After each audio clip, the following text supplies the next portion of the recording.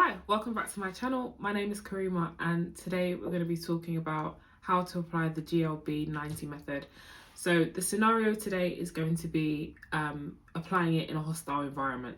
So this video is for any manager or consultant that's entering an environment where things are a bit hostile, maybe change has happened and it's failed, or there have been promises that haven't been delivered on, or let's say there's been a massive restructure, a lot of people have left, anything that would cause an environment to be hostile. And the purpose of the GLB method is to give you a framework for building trust and security again, allowing people to voice their opinions and then getting back on track in terms of enacting change. So, going to set the scene some more. Sometimes, you're tasked with making changes in an environment. Sometimes it's simple and straightforward in terms of people already being on board, seeing the purpose of you making a change.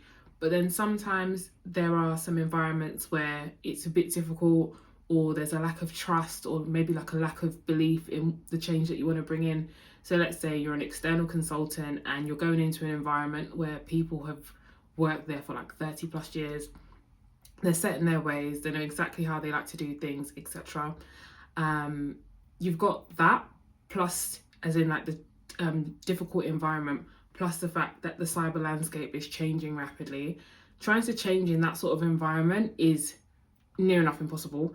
So yeah, if you've been tasked with improving things and you want a bit of a framework or some structure to how to achieve that change, then the GLB method is definitely for you.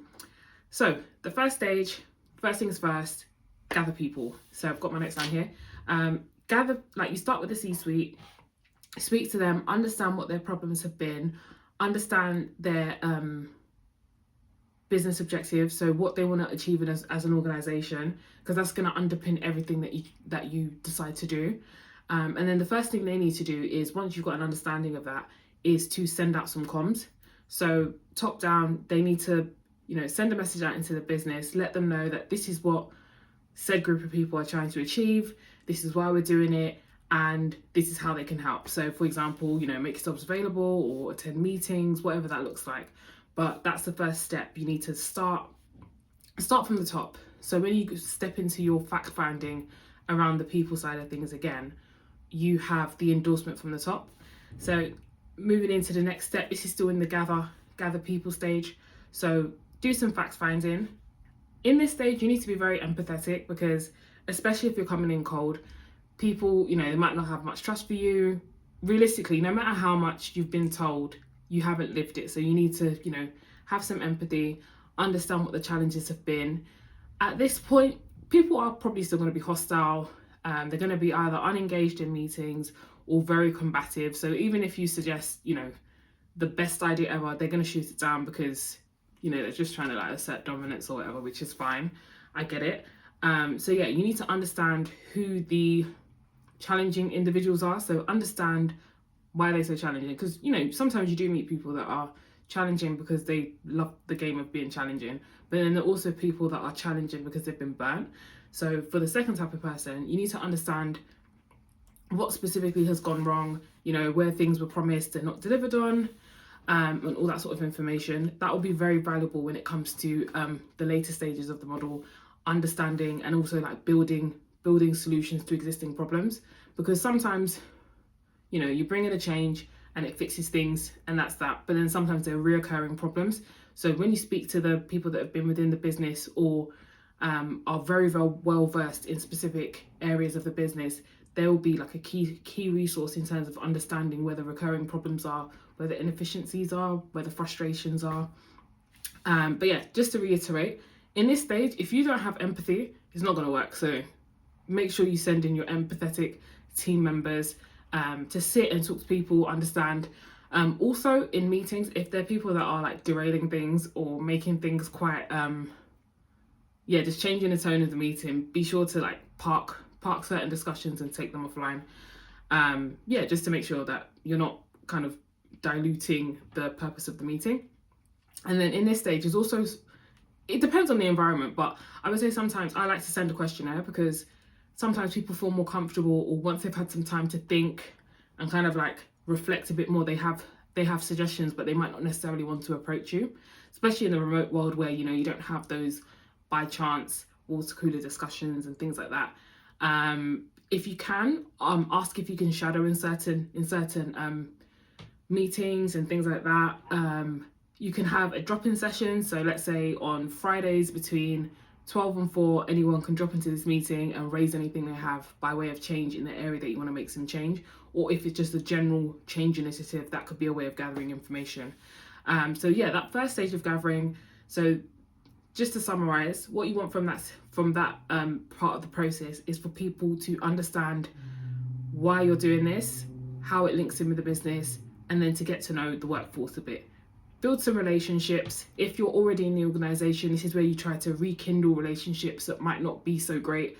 And then with your delivery, take a varied approach. So have informal discussions, have workshops, interactive ones if you can.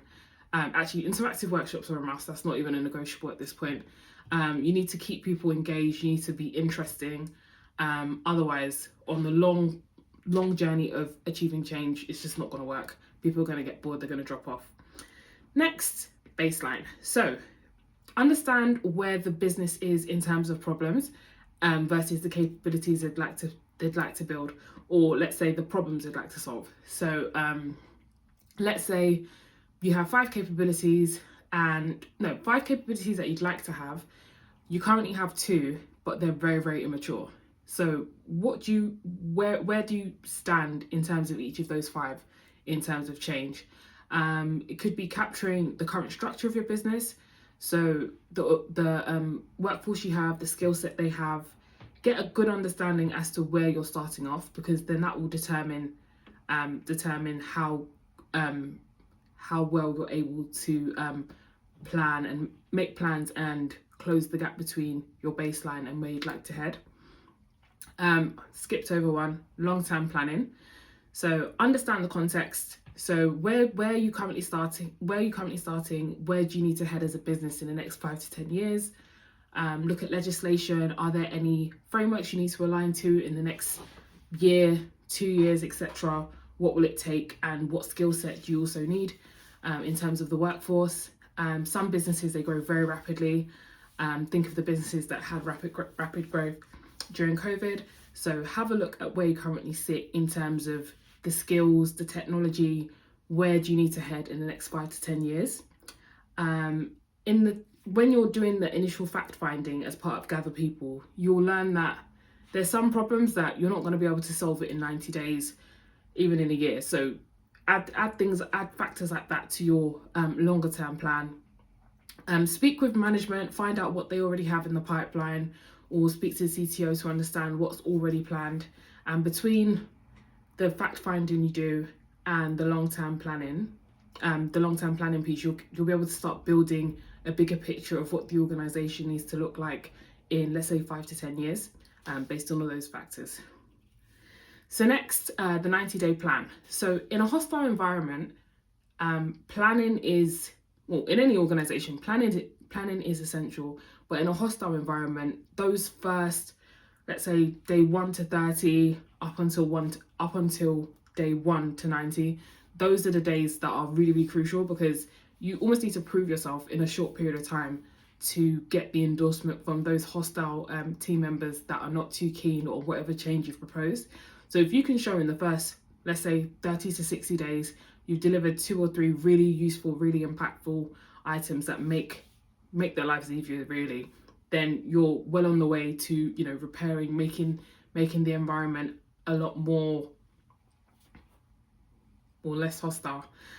In that area of the plan, I think it's really important to pick, not to, I guess, try to boil the ocean, but just pick 1 or 2 things that you think are going to have, 1, high impact, 2, achievable. So you're not going to say that you're going to install like a really complicated tool in 90 days. That's not going to happen, and you're going to look silly. And then also make sure it's collaborative. So divide up the different actions that you decide and make sure that individuals across the business own it. So you're there as a facilitator, but the actual team members, the workforce, people that are going to be doing, you know, the day-to-day, those are the people that need to actually own the actions. By owning the actions, they feel like they've been involved, and also they can give feedback off off the rip, like straight there. So let's say you start doing something, you realize, oh, that's not really going to work because of, you know, their lived experience. Then that's also a way of having high quality feedback quite quickly. So you're basically failing fast, fail fast, correct things, and then you'll be able to deliver some value. So as part of the 90-day plan, it's important to have regular feedback mechanisms. So I previously mentioned assigning tasks to individuals that are part of the operational team, but it's also important that broader than that, we're collaborating, we're speaking regularly. So whether it's weekly, my favorite is weekly, but you can also do fortnightly if you're pressed for time. But yeah, getting feedback on the different activities of the change, making sure that we're able to correct anything that doesn't that isn't aligning or isn't working well, and then simultaneously also reporting to management and leadership to let them know how you're getting on as well. And then the most important part is creating a plan to make sure that your changes remain embedded. So that could be adding a standard operating procedure for how to use something. Let's say you bring in a risk register, including a standard operating procedure for that so people know exactly how to use it.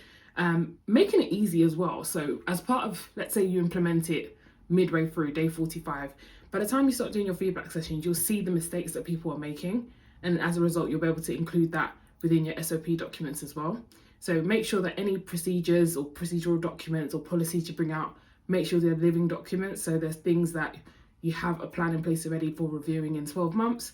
And, you know, if you find anything that as you've started using it in practice, if you find there's something that isn't working, making sure that you include those changes so that moving forward, everyone can take the lessons learned into that. And then to conclude the 90 days, like I just mentioned, I like lessons learned, so sharing what went well, some stretch goals in there as well. So let's say you realize that actually this is great, but if we could add X, Y, or Z in, again, that's the perfect opportunity to learn in practice, learn within the job. Learn within the job. So to conclude, in this process, you need to gather the workforce to learn from them. Then you need to understand long-term planning. So where's the business heading, and making sure that your changes are in alignment with that. And any problems that you find whilst gathering with people are also included in that. And then B, baseline, see where you're currently at, and then create a collaborative plan across your organisation to ensure that everyone is included within that. That is, in a nutshell, how to re-engage a hostile work environment. Don't forget to like, comment and subscribe, and send me an email if you have any questions. Thank you.